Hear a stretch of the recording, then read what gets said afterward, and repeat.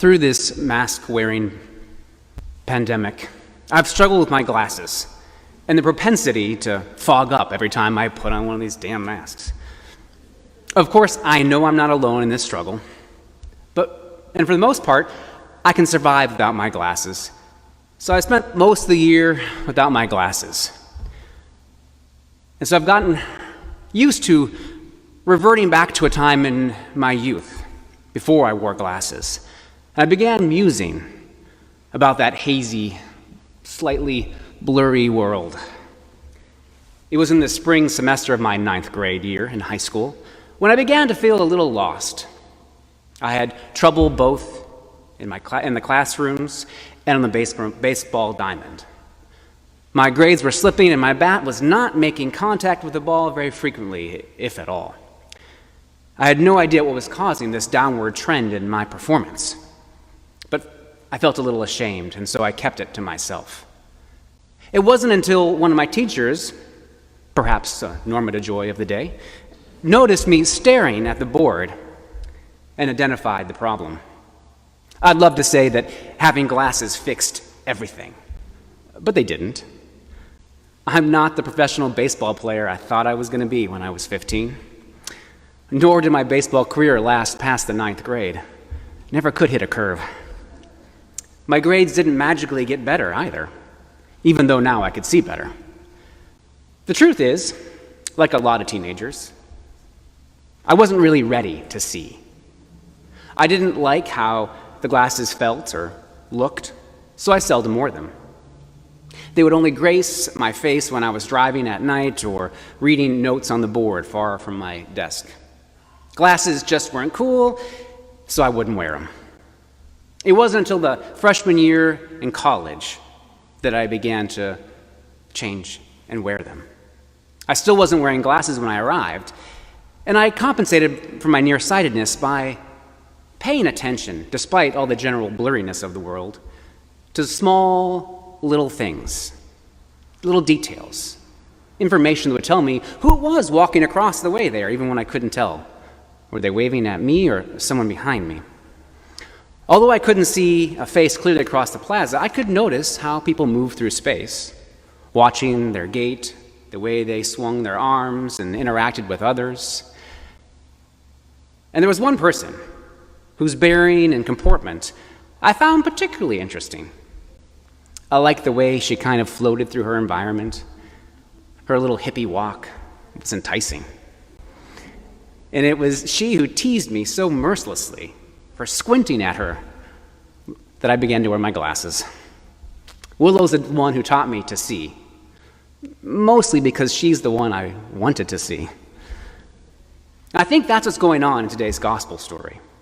Some Greeks arrive on the scene, and they find Philip and make one of the most extraordinary requests of the entire gospel. "Sir, we wish to see Jesus."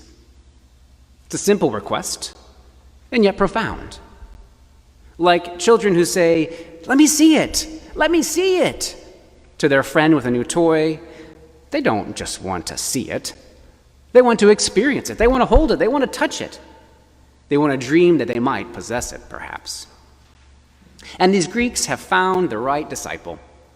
They came to Philip. It was Philip, remember, who recruited Nathanael by coming and saying, "Come and see." The text isn't clear really who these Greeks were. They could be diaspora Jews from Greece. They could be actually Greek Gentiles. In either case, they have heard about this Jesus, and they want to experience him. Seeing is believing in John's gospel. So when the Greeks ask to see Jesus, they are perhaps expressing their desire to believe in his message. Whether they're successful in meeting Jesus, we're not actually certain. We're not told. But Jesus' response to their query refocuses the terms of the discussion altogether. He speaks some startling words, cluing them into what it really means to believe in him and what he's all about. "Very truly I tell you, unless a grain of wheat falls into the earth and dies, it remains just a single grain. But if it dies, it bears much fruit. Those who love their life lose it, and those who hate their life in the world will keep it for eternal life. He seems to be saying no longer is it enough to just come and see Jesus, but from this hour forward, his followers are invited to come and be with Jesus. Don't look from afar and believe, but come close, touch, feel, and know him. Whether you wear glasses or not, you know that vision is not just about clarity and precision. When we see another person, it's more than transmitting an image into our brain. It's about knowing someone. It's about internalizing someone. So you carry a certain piece of them with you, an internal image. Knowing how they move through a crowd, watching as they dream up an answer to a question, witnessing how they reveal something surprising when they lose themselves in laughter. You know what I mean. If I were to ask you to close your eyes and to think of someone that you love and you know intimately well, I would guess you could easily conjure up that person in your mind's eye, bring them right to life, living, breathing, moving. Why? Because a bit of them lives inside of you, right? The Greek's request is a simple one, but Jesus ups the ante. His discourse that follows is in part a response to their request. If you wish to see me, then this is what you will and must see, he seems to say. Why? Because to see Jesus is to know him in the ways that he gives himself up for others, in the way that he serves. The words that Jesus offers here are some of his last public words in the Gospel of John. And they foreshadow the very personal words and intimate words that he offers to his disciples. What Jesus is saying to these Greeks and to all who wish to see Jesus is that it's not enough to come look at him. No, you have to look with him. What do I mean by that? Well, whenever I do premarital counseling, I often invite the couple to look into each other's eyes in silence, to deeply gaze, to look, to notice. Anyone watching these couples gazing at their beloved can feel the warmth and the love. But we all know we can't live in a world in that fashion, always be gazing in the eyes of our beloved. And so then I invite the couple to stand up and stand kind of hip to hip and to look out the window at the same object. And this always takes a little bit of collaboration. They have to figure out what to fix their gaze at. And I invite them to notice how it feels to be looking at the same object in the same moment. And here's the learning, I tell them.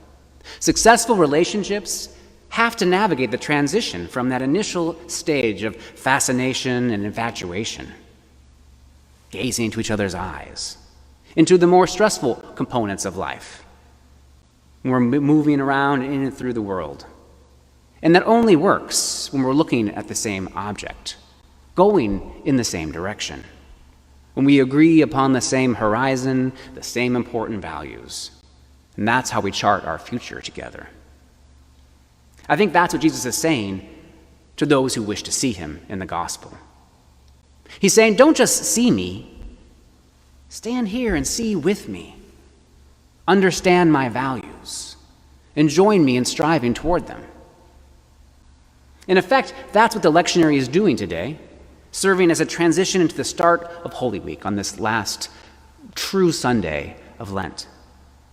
Holy Week, if you've never experienced it, is an invitation to be with Jesus. Not just to see Jesus, but to see with him during the last week of his life. So let me invite you to come back next Sunday to witness his triumphal entry on Palm Sunday as we wave those palms. And come back on the Wednesday of Holy Week for a Tenebrae service, where we look at all the different symbols of Holy Week. Come back again on Thursday for Maundy Thursday to have your feet washed if you're brave enough, and to relive the Last Supper. Return the next day on Good Friday and commemorate his crucifixion. Sneak back into a darkened church on Holy Saturday for the Great Vigil, and enter the church in darkness accompanied by the rekindled brightness of the Paschal flames. The mystery of Holy Week invites us to make Christ alive again? Will you join me in seeing Jesus, not as a two-dimensional image, but as a moving, breathing image that lives in you this Holy Week? This may seem like an odd suggestion, but I assure you that it's not. It's one that you've probably experienced yourself. Like we talked about, having that image of someone you love live inside of you. Maybe someone you've never even met. Let me illustrate. I never knew my mom's father, my grandfather. He died before I was born, when she was just 18. But he lives inside of me. From my mom's stories, I can see him sitting down in his favorite armchair. I can see the special way he scoops up popcorn or peanuts and just funnels them into his mouth without dropping a one. I can see the exhausted, etched wrinkles on his face after a full workday cramped under sinks, working as a plumber, followed by the many off hours running the family greenhouse. I could continue to make him come alive for you as he is in me, but you get the idea. Through stories and embodied memories, resurrection is possible. Like Jessica pointed out in those bulbs, we soak in all the memories, all the stories, all the experiences of those who've gone before us, those whom we love and whom loved us. And they're there inside of us. Resurrection is possible. A grandfather who I didn't even know when he was alive somehow lives inside of me. Somehow I see him. I can experience him. This is just how Jesus is known to us, his disciples. The stories and embodied memories that have been passed down from generation to generation of the faithful serves to preserve his presence. Do you ever wonder what Jesus looked like when he walked? Did he have an easygoing gait, or was it a driven stride? How did he move through space? How did he look at people? How did he look when he rode that donkey colt into Jerusalem? What did his bent back look like when he stooped to wash his disciples' feet? The answer to all of these questions await you in Holy Week. And those of us who observe the services of Holy Week have the experience of finding Jesus living in us. Even though his face might be blurry, we can see clearly the loving way in which he moves. We see Jesus, and we know Jesus. This Holy Week, we might even begin to see the world with his vision. And it's through us that people see Jesus. There are many out there who wish to see Jesus. Will you be the one to show them?